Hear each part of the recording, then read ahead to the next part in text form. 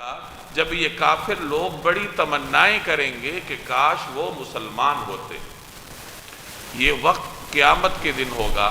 جب اہل جہنم جہنم میں چلے جائیں گے، اہل جنت جنت چلے جائیں گے،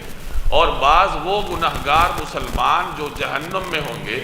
تو کفار ان کو دیکھ کر کہیں گے کہ تم تو ایمان والے تھے، تم یہاں جہنم میں کیا کر رہے ہو؟ پھر جب اللہ کی مشیت ہوگی اور وہ گنہگار مسلمان اپنے گناہوں کی سزا پا کر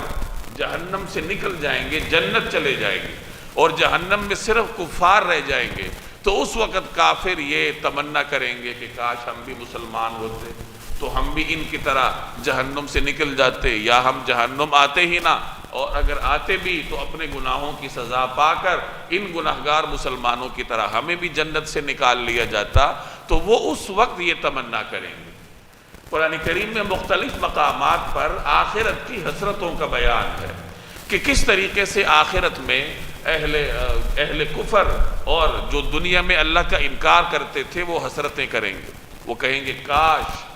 ہم دنیا میں پیدا ہی نہ ہوتے، یا لیتنی کنت ترابا، ہائے کاش میں مٹی ہوتا۔